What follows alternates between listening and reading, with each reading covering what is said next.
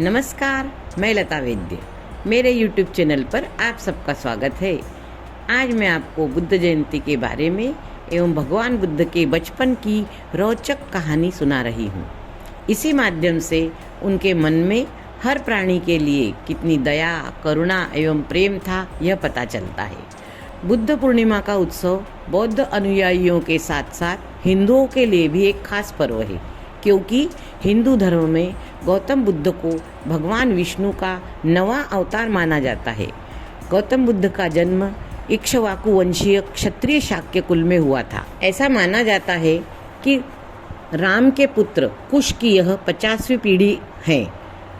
राम के पुत्र लव और कुश में से कुश का वंश ही आगे बढ़ा था। गौतम बुद्ध के पिता कपिलवस्तु के राजा शुद्धोदन थे एवं माता रानी महामाया थी।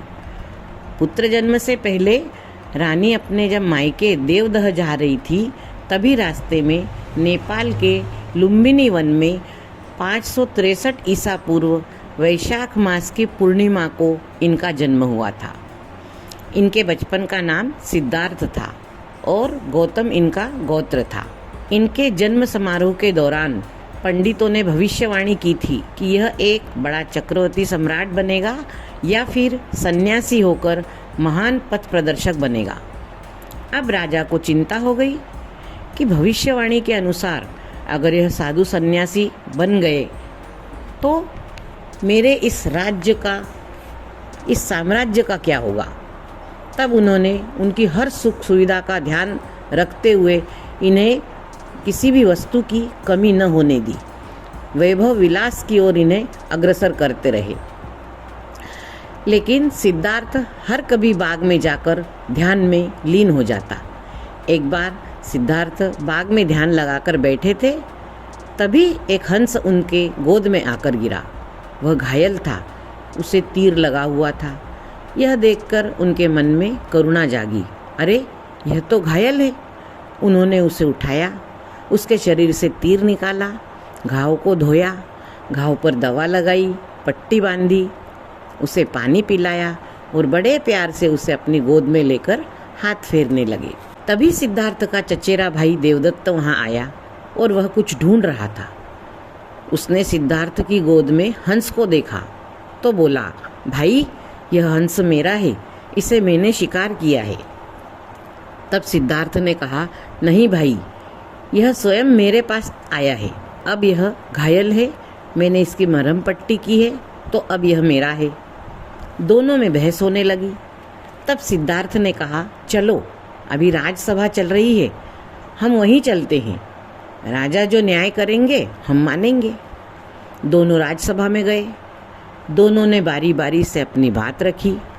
फिर राजा ने कुछ देर सोचा और कहा, देखो, पहली बात तो देवदत्त पर इसका अभी अधिकार है। क्यों? क्योंकि इसने इसका शिकार किया है और क्षत्रिय का धर्म है शिकार करना। तो अभी यह हंस देवदत्त का हुआ। लेकिन जब सिद्धार्थ की गोद में यहाँ आकर गिरा था, तब इसने उसका तीर निकालकर उसकी मरहम पट्टी की थी, उसे पानी पिलाया था और उसे प्यार से अपने पास रखा और उसे जीवन दान दिया। तो अब इस हंस पर सबसे ज़्यादा अधिकार सिद्धार्थ का है और हम इस पर ही छोड़ देते हैं, देखते हैं यह किसके पास जाता है। जब हंस को नीचे छोड़ा गया तो वह सिद्धार्थ के गोद में वापस चला गया। तब राजा ने दोनों बच्चों को समझाया कि देखो बेटा, मारने वाले से बचाने वाला बड़ा और महान होता है। यह बात दोनों की समझ में आ गई और दोनों खुशी खुशी वहाँ से चले गए। तो सिद्धार्थ के मन में बचपन से दया, करुणा एवं प्रेम का जो भाव था वह धीरे धीरे बढ़ता गया।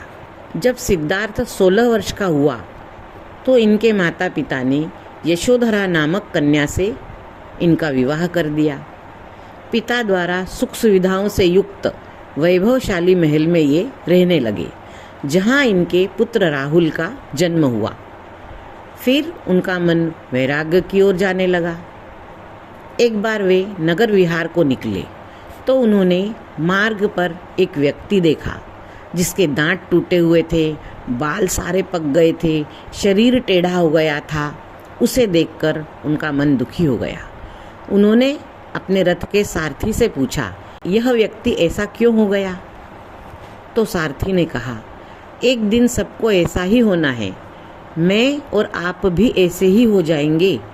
जब वहाँ से फिर वे आगे चले, कुछ दूरी पर उन्होंने बाद में एक रोगी व्यक्ति को देखा जो खांसते जा रहा था, कांप रहा था, उल्टी कर रहा था, शरीर पर जगह जगह फोड़े फुंसी हो रहे थे। तब सिद्धार्थ ने इसका कारण भी पूछा कि इसकी व्याधि का कारण क्या है। तब सारथी ने बताया, यह इसके शरीर का दंड है और यह वेदना उसे सहनी ही होगी। यह सुनकर सिद्धार्थ बहुत दुखी हो गया। जब आगे चले तो उन्हें एक शव यात्रा दिखी। उस शव यात्रा के पीछे पीछे लोग दुखी होकर रो रहे थे, जा रहे थे। तब सिद्धार्थ ने फिर पूछा तो सारथी ने बताया, कोई मर गया है और उसके शरीर को जलाने हेतु ये ले जा रहे हैं। इस संसार का नियम ही है कि जो जन्म लेगा वह मरता अवश्य है। यह सुनकर सिद्धार्थ सोचने लगे कि संसार में दुख ही दुख है, तो दुख है तो इस दुख का कारण भी कुछ है और इसका निवारण भी है कुछ, तो निवारण अब मुझे ही तलाश करना है। सिद्धार्थ दुख, सुख और सत्य की बातें ही हमेशा सोचते रहते। एक दिन वे अपने महल से पत्नी यशोधरा तथा पुत्र राहुल को सोता छोड़कर रात को निकल गए और भिक्षु हो गए। वे ज्ञान की खोज में घूमते रहे। 6 वर्ष तक उन्होंने कठिन तपस्या भी की और भगवान बुद्ध को फिर ज्ञान की प्राप्ति हुई। और जिस पेड़ के नीचे उन्हें ज्ञान की प्राप्ति हुई वह पेड़ पीपल का था, जिसे बोधि वृक्ष के नाम से जाना जाता है। यह बिहार गया जिले में बोध गया स्थित महाबोधि मंदिर परिसर में स्थित है। यह ज्ञान सिद्धार्थ को वैशाख पूर्णिमा के दिन ही प्राप्त हुआ था। तभी से सिद्धार्थ गौतम बुद्ध बन गए थे। लोग उन्हें गौतम बुद्ध कहने लगे। हर साल लाखों लोग बोधि वृक्ष के दर्शन करने बोध गया आते हैं। वहाँ लोगों को ज्ञान और शांति मिलती है। गौतम बुद्ध पूरी दुनिया में घूम घूम कर लोगों को जीवन जीने के तरीके और दुख दूर करने के लिए प्रवचन देते रहे। गौतम बुद्ध द्वारा बताए गए अष्टांगिक मार्ग पर चलकर मोक्ष प्राप्त किया जा सकता है। ये अष्टांगिक मार्ग है सम्यक दृष्टि, सम्यक संकल्प, सम्यक वाणी, सम्यक कर्म, सम्यक आजीविका, सम्यक व्यायाम, सम्यक स्मृति एवं सम्यक समाधि।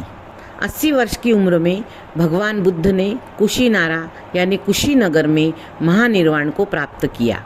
उनकी अस्थियों को उनके अनुयायियों ने 8 भागों में बांटकर देश के विभिन्न हिस्सों में स्तूप बनाकर उनके अंदर स्वर्ण कलशों में रखा।